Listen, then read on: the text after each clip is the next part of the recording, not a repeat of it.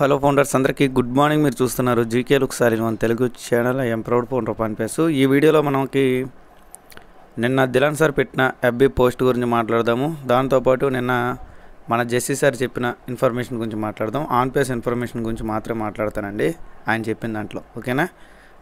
అలాగే హెల్త్ డ్రింక్కి సంబంధించి ఈరోజైతే లాస్ట్ డే మాట, అంటే ఒకరోజు కంపెనీ వాళ్ళని అడిగి టైం తీసుకోవడం జరిగింది. ఇంకా ఎవరైనా మీ హెల్త్ని మెరుగుపరుచుకోవాలి, దాంతోపాటు ఎంతో కొంత అమౌంట్ని మీరు సంపాదించుకోవాలనుకుంటే ఖచ్చితంగా మీకు సపోర్ట్ చేస్తాము.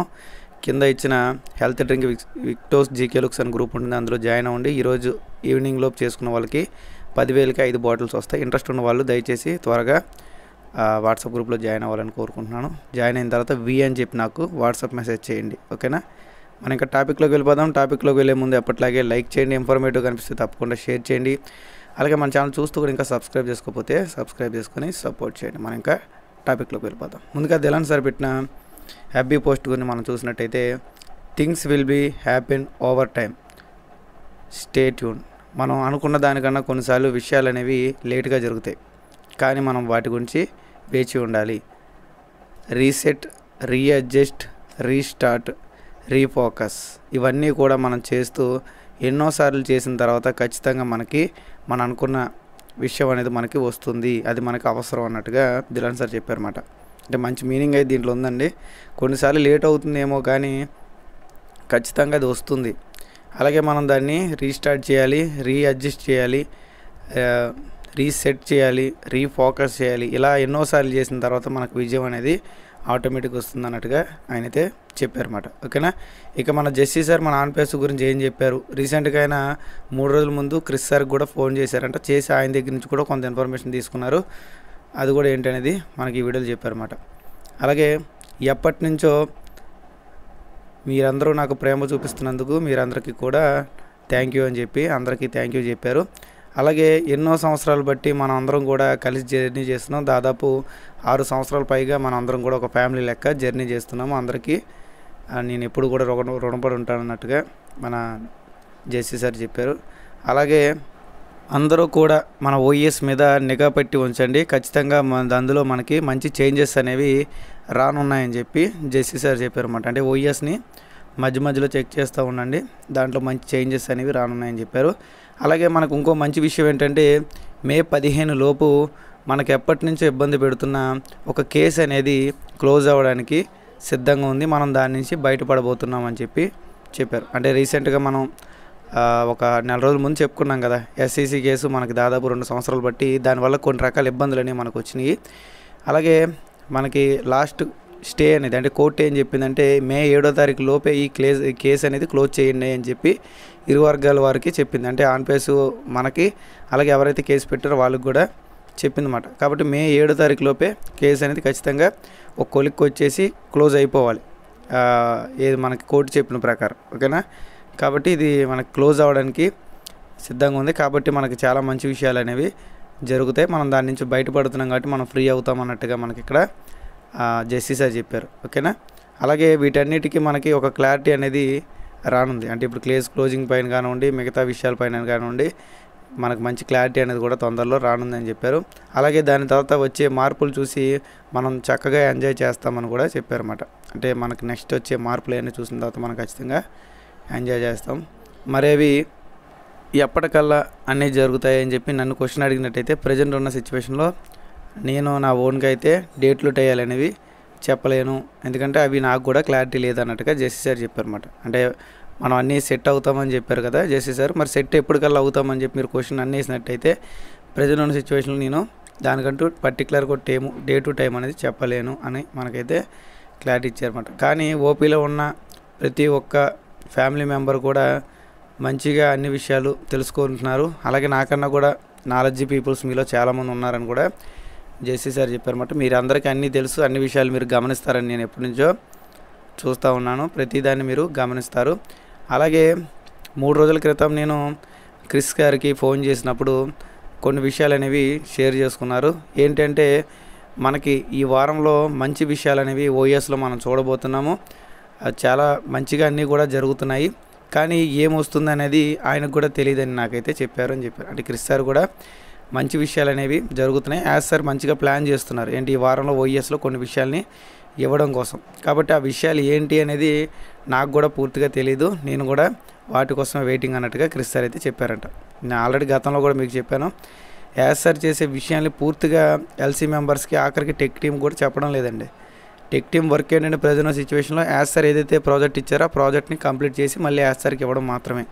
అంతేగాని యాజ్ సార్ దాన్ని ఎప్పుడు రిలీజ్ చేయాలి, ఎలా రిలీజ్ చేయాలి, ఏంటి అనేది ప్రతిదీ కూడా మన యాజ్ సార్ ఓకే చేసిన తర్వాతే వాళ్ళు కూడా చేయగలరు అన్నమాట. అంతకంటే మనం ఓన్గా రేపు వస్తుంది ఎల్లుండి వస్తుందని సొంతంగా మన టయాలు డేట్లు ఎప్పుడు చెప్పకూడదు. చెప్పిన ప్రతిసారి కూడా అది తంతుది, డేట్ అనేది ఎప్పుడు తనడం మనం గమనిస్తూ ఉన్నాం. కాబట్టి మంచి విషయాలు అయితే జరుగుతున్నాయి.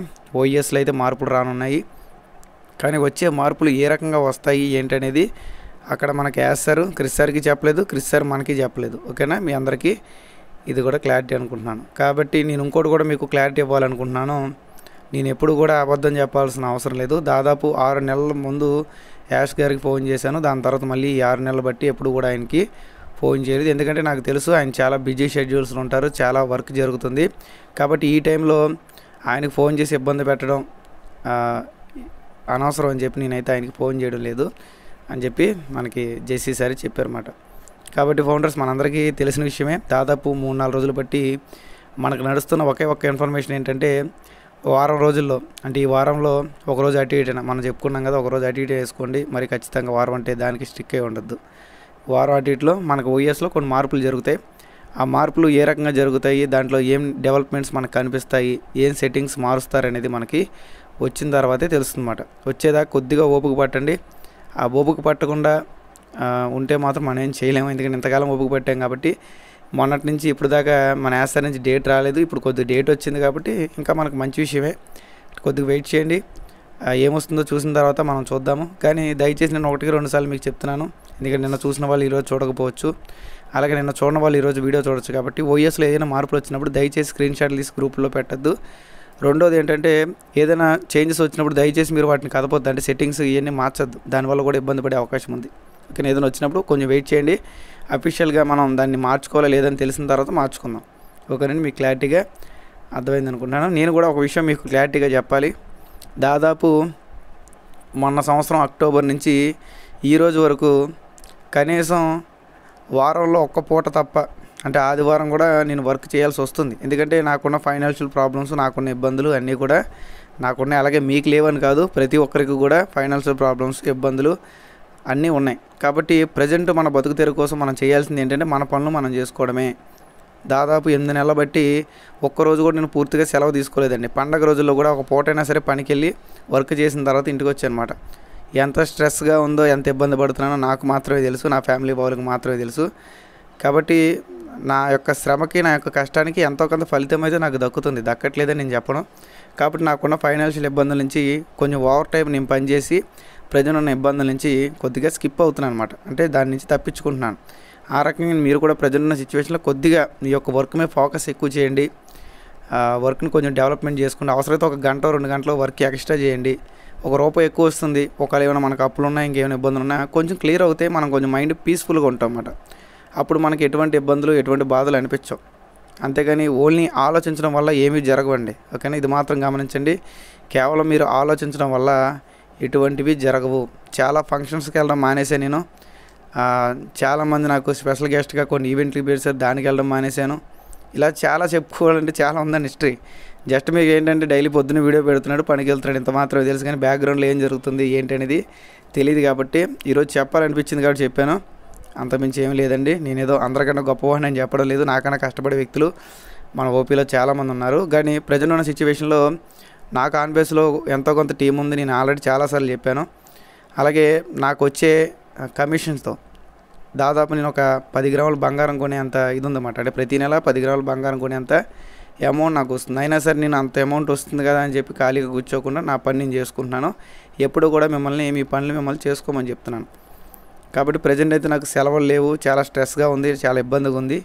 పొద్దున్న 9కి వర్క్ వెళ్తే రాత్రి 9 దాకా వర్క్, 12 గంటల వర్క్ చేస్తున్నాను. మళ్ళీ మధ్య మధ్యలో మీ యొక్క కామెంట్స్కి రిప్లై ఇస్తున్నాను. మధ్య మధ్యలో ఆన్ బేస్లో ఏం జరుగుతుందో చెక్ చేస్తున్నాను. అలాగే కొత్త టెక్నాలజీల గురించి, వాటి గురించి ఖాళీ ఉన్న టైంలో కొద్దిగా నేర్చుకుంటున్నాను. ఎప్పుడు నేర్చుకుంటూ ఉండాలండి. జీవితంలో మనం అన్నీ తెలుసు అనుకోవడం మూర్ఖత్వం అవుతుంది. ఖచ్చితంగా జీవితంలో ప్రతి ఒక్కటి కూడా నేర్చుకుంటూ ఉండాలి. ఒకరోజు మనం తెలుసుకున్నది రెండో రోజుకి అది పాతదైపోతుంది. మళ్ళీ రెండో రోజు నేర్చుకున్నది మూడో రోజుకి పాతదవుతుందన్నమాట. ఈ రకంగానే మన జీవితంలో ఎప్పుడు కూడా ముందుకు వెళ్తూ ఉండాలి.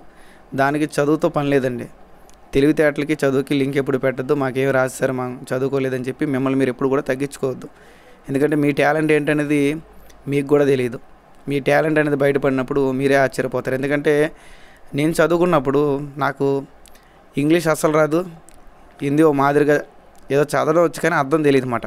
కానీ నేను బయటకు వచ్చి కొన్ని 4 రకాల పనులు చేసిన తర్వాత నాకు హిందీ 70% హిందీ నాకు వచ్చింది.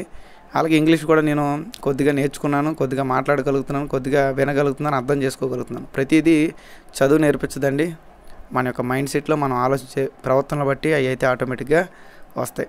నాకన్నా పెద్దవాళ్ళు నా వీడియో చూస్తున్నారు, నాకన్నా చిన్నవాళ్ళు కూడా చూస్తున్నారు. ప్రతి ఒక్కరికి పేరు పేరున థ్యాంక్ యూ. అలాగే లేడీస్ కూడా మన ఛానల్ అయితే ఫాలో అవుతున్నారు.